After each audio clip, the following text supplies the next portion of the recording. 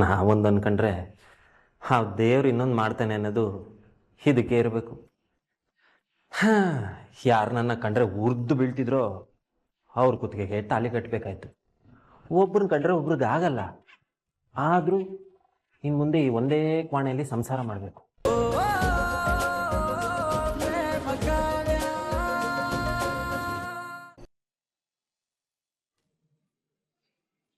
ಪ್ರೇಮ,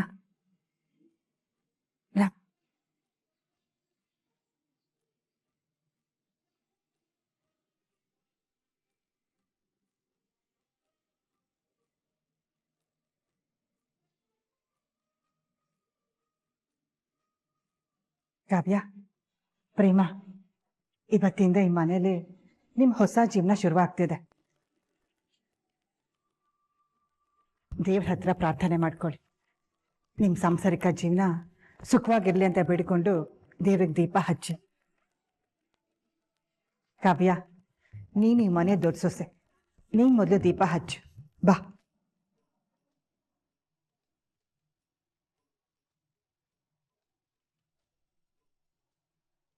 ಕಾವ್ಯ, ಬಾಮ, ದೀಪ ಹಚ್ಚು. ನನಗೆ ತುಂಬಾ ಸುಸ್ತಾಗಿದೆ, ಜೊತೆಗೆ ತಲೆ ಕೂಡ ನೋವ್ತಾ ಇದೆ. ನಾನು ಹೋಗಿ ರೆಸ್ಟ್ ಮಾಡಬೇಕು. ಹೌದಮ್ಮ, ಈ ಮದ್ವೆ ಗದ್ಲ ಆಮೇಲೆ ಸ್ಟೇಜ್ ಮೇಲೆ ತುಂಬಾ ಹೊತ್ತು ನಿಂತಿದ್ಯಲ್ಲ, ಅದಕ್ಕೆ ಸುಸ್ತಾಗಿರತ್ತೆ. ಕಾವ್ಯ, ಮೊದಲು ದೇವ್ರಿಗೆ ದೀಪ ಹಚ್ಚು, ಆಮೇಲೆ ಸೀದಾ ನೀನ್ ರೂಮ್ಗೆ ಹೋಗಿ ರೆಸ್ಟ್ ತಗೋ, ಆಯ್ತಾ? ಕಾವ್ಯ, ಅತ್ತೆ ಅಷ್ಟು ಹೇಳ್ತಿದಾರಲ್ವಾ, ಬಾ.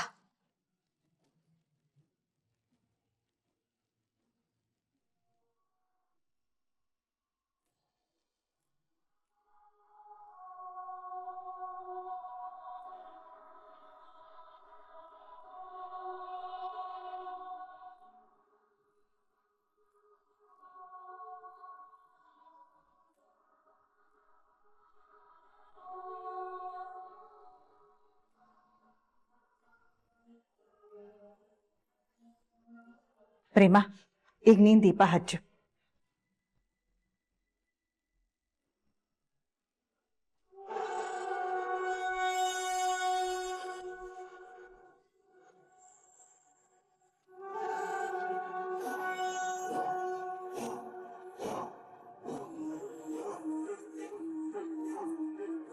ಪೂರ್ವಿ, ಎಲ್ಲೇ ಇಲ್ಲ?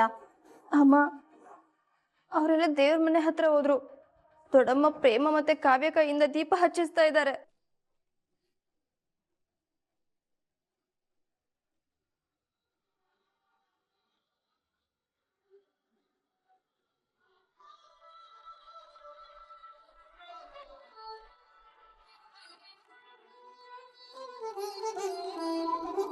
ಪ್ರೇಮ,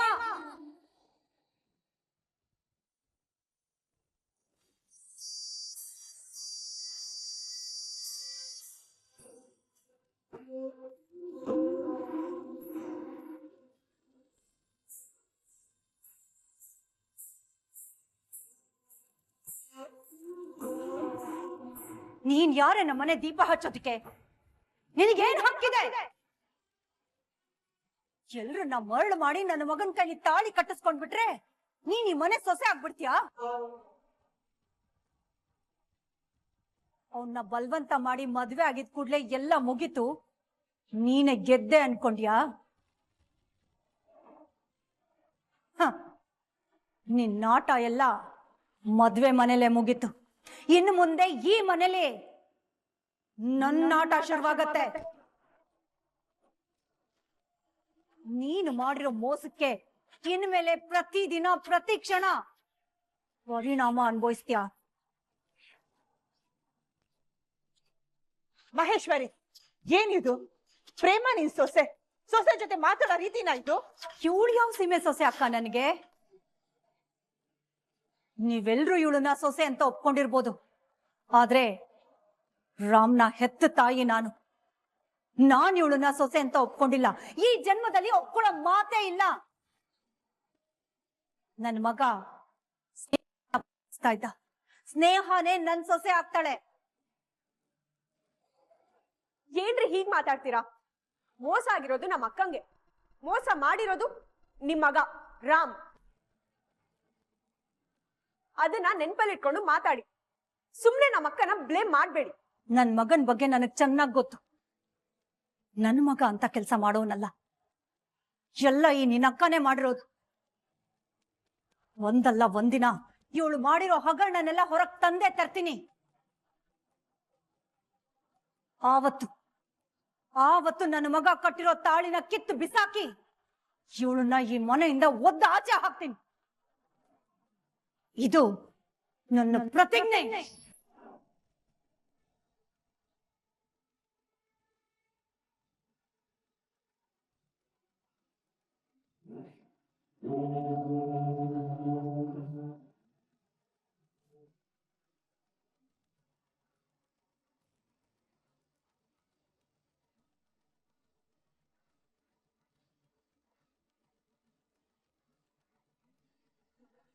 ಪ್ರೇಮ, ಮಹೇಶ್ವರಿ ಮಾತುಗಳನ್ನ ಮನ್ಸಿಗೆ ಹಚ್ಕೋಬೇಡ.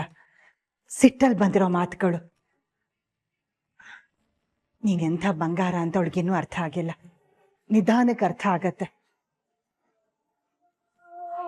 ಅರ್ಥ ಆದ್ಮೇಲೆ ಆ ದಿನ ನಿನ್ನ ಸೊಸೆ ಅಂತ ಒಪ್ಕೊಂಡು ನಿನ್ ಮೇಲೆ ಜೀವನೇ ಬಿಡ್ತಾಳೆ. ಅಲ್ಲಿವರೆಗೂ ನೀನ್ ಸ್ವಲ್ಪ ತಾಳ್ಮೆಯಿಂದ ಇರಬೇಕು, ಆಯ್ತಾ? ಸರಿಮಾ, ಈಗ ದೀಪ ಹಚ್ಚು.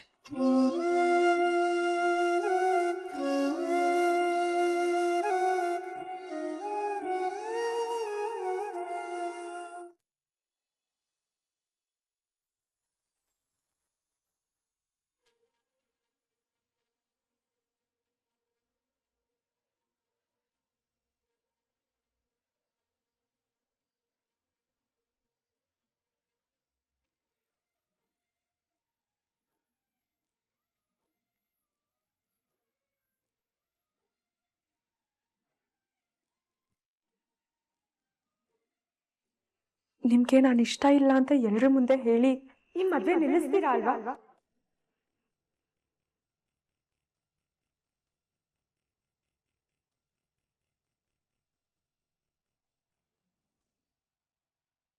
ರಾಣಿ,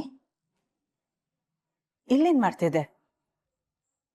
ನೀನು ಪ್ರಮ ಏನ್ ಮಾತಾಡ್ತಿದ್ರಿ? ಅಮ್ಮ, ಅದು ಅಮ್ಮ. ಏ, ಯಾಕೆ ಇಷ್ಟೊಂದು ಗಾಬರಿ ಆಗ್ತಿದ್ಯಾ?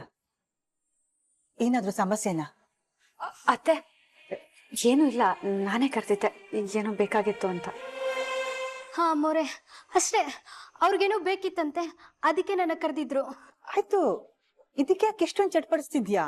ಹಾಗೇನಿಲ್ಲ ಅಮ್ಮೋರೆ, ನಾನು ಬರ್ತೀನಿ.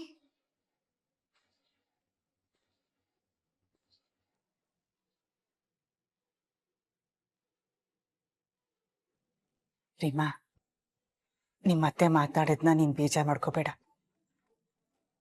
ಅವಳು ಸ್ವಲ್ಪ ಹಾಗೇನೆ ಸಿಟ್ಟಲ್ಲಿ ಏನೇನೋ ಮಾತಾಡ್ಬಿಡ್ತಾಳೆ. ನೀನು ಸುಳ್ಳು ಹೇಳಿ ರಾಮ್ನ ಮದ್ವೆ ಆಗಿದ್ಯಾ ಅಂತ ಅವಳಿಗೆ ಬಲವಾಗಿ ಅನ್ಸ್ತಿದೆ, ಅದಕ್ಕೆ ಹಾಗೆ ನಡ್ಕೋತಾ ಇದ್ದಾಳೆ. ಏನ್ ಮಾಡ್ತೀಯ ಪ್ರೇಮ, ಅವಳಿಗೆ ಅವಳ ಮಗನ ಮೇಲಿರೋ ಕುರುಡು ಪ್ರೀತಿ ಹಾಗೆ ಮಾಡಿಸ್ತಿದೆ. ಆದ್ರೆ ಪ್ರೇಮ, ನನಗ್ ಚೆನ್ನಾಗ್ ಗೊತ್ತು ಇದ್ರಲ್ಲಿ ನಿಂದೇನು ತಪ್ಪಿಲ್ಲ ಅಂತ. ಮಹೇಶ್ವರಿಗೆ ಇದ್ರಲ್ಲಿ ರಾಮ್ದೇ ತಪ್ಪು ಅಂತ ಗೊತ್ತಾಗಿದ್ದಿನ ನಿನ್ನನ್ನು ಅರ್ಥ ಮಾಡ್ಕೊಂಡು ಖಂಡಿತ ನಿನ್ನ ಸೊಸೆ ಅಂತ ಸ್ವೀಕರಿಸ್ತಾಳೆ. ನೀನು ಬಂಗಾರದಂತ ಹುಡುಗಿ ಕಣಮ್ಮ. ನಿನ್ ಜಾಗದಲ್ಲಿ ಬೇರೆ ಯಾರೇ ಇದ್ದಿದ್ರು ನಮ್ಮ ಮಗ ಇವತ್ತು ಜೈಲ್ ಪಾಲಾಗ್ತಿದ್ದ. ನಮ್ಮನೆ ಮಾನ ಮರ್ಯಾದೆ ಎಲ್ಲ ಬೀದಿ ಪಾಲಾಗ್ತಿತ್ತು. ನೀನ್ ದೊಡ್ಡ ಮನ್ಸು ಮಾಡಿ ಭೀಮಾ, ನಮ್ಮನೆ ಗೌರವನ ಕಾಪಾಡ್ದೆ ನೀನು. ನಿನಗೆ ನನಗೆ ಎಷ್ಟು ಕೃತಜ್ಞತೆ ಹೇಳಿದ್ರು ಕಮ್ಮಿನೇ. ನೀನ್ ಮಾಡಿರೋ ಉಪಕಾರನ ನಾನು ಯಾವತ್ತೂ ಮರೆಯಲ್ಲ ಪ್ರೇಮ. ನೋಡು, ನಿನಗೆ ಈ ಮನೇಲಿ ಯಾವುದೇ ರೀತಿ ಕೊರತೆ ಇಲ್ದರ ಹಾಗೆ ನೋಡ್ಕೊಳ್ಳೋ ಜವಾಬ್ದಾರಿ ನಂದು. ಆಮೇಲೆ ಇನ್ನೊಂದು ವಿಷಯ, ಮಹೇಶ್ವರಿ ಹೇಳಿದ್ಲಲ್ಲ ರಾಮ್ಗೂ ಸ್ನೇಹನ್ಗೂ ಮದುವೆ ಮಾಡಿಸ್ತೀನಿ ಅಂತ, ಅದು ಸಾಧ್ಯನೇ ಇಲ್ಲ. ಅದಕ್ಕೆ ನಾನು ಅವಕಾಶನೂ ಮಾಡ್ಕೊಡಲ್ಲ. ನೀನ್ ಚಿಂತೆ ಮಾಡಬೇಡ.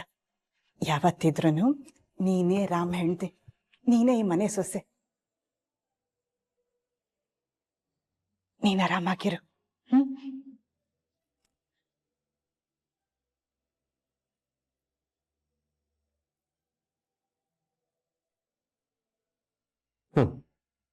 ನಾವೊಂದು ಅನ್ಕೊಂಡ್ರೆ ಆ ದೇವ್ರು ಇನ್ನೊಂದು ಮಾಡ್ತಾನೆ ಅನ್ನೋದು ಇದಕ್ಕೆ ಇರಬೇಕು.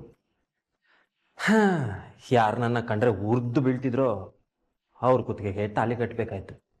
ಒಬ್ರನ್ನ ಕಂಡ್ರೆ ಒಬ್ರಿಗೆ ಆಗಲ್ಲ. ಆದರೂ ಇನ್ನು ಮುಂದೆ ಈ ಒಂದೇ ಕೋಣೆಯಲ್ಲಿ ಸಂಸಾರ ಮಾಡಬೇಕು. ಅಯ್ಯೋ, ಕಾವ್ಯ ಗ್ಯಾರಂಟಿ ನನ್ನ ಮೇಲೆ ಸಿಟ್ಟು ಮಾಡ್ಕೊಂಡಿರ್ತಾಳೆ. ಪಾಪ ಮದುವೆ ಮನೇಲಿ ನನ್ನ ಹತ್ರ ಬಂದು ಅಷ್ಟು ಕೇಳ್ಕೊಂಡ್ಲು ಮದುವೆ ನಿಲ್ಲಿಸ್ಬಿಡಿ ಅಂತ. ಆದರೆ ನಾನು ಅಮ್ಮನ ಬಗ್ಗೆ ಯೋಚನೆ ಮಾಡಿ ಅವಳಿಗೆ ತಾಳಿ ಕಟ್ಟೇಬಿಟ್ಟೆ. ಅವಳ ಮನ್ಸಿಗೆ ಅದು ಎಷ್ಟು ಬೇಜಾರಾಗೋದು ಏನೋ. ಇವಾಗ ಇಲ್ಲಿ ಬಂದರೆ ಪಕ್ಕ ಜಗಳ ಮಾಡ್ತಾಳೆ. ಇನ್ನೀ ಅಲಂಕಾರ ಎಲ್ಲ ನೋಡ್ಬಿಟ್ರೆ ಮಾರಿ ಗ್ಯಾರಂಟಿ. ಅಯ್ಯೋ, ಇನ್ನು ಆ ವಿಷಯ ಅಮ್ಮಂಗೆ ಗೊತ್ತಾಗಿ ಅಮ್ಮನಿಗೆ ಬೇಸರ ಆಗಿ ಮೊದಲೇ ಅವ್ರಿಗೆ ಹುಷಾರಿಲ್ಲ. ನಾನು ಇವಾಗ ಹೆಂಗಪ್ಪ ಕಾವ್ಯನ ಎದುರಿಸ್ಲಿ?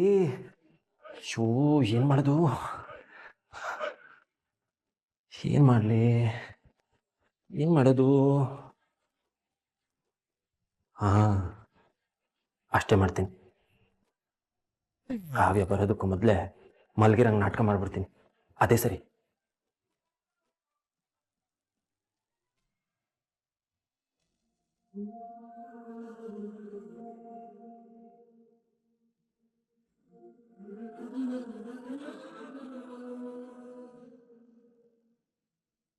ತುಂಬಾ ಕಷ್ಟಪಟ್ಟು ನಿನ್ ಪ್ರೀತಿನ ಉಳಿಸ್ಕೊಂಡಿದ್ಯಾ.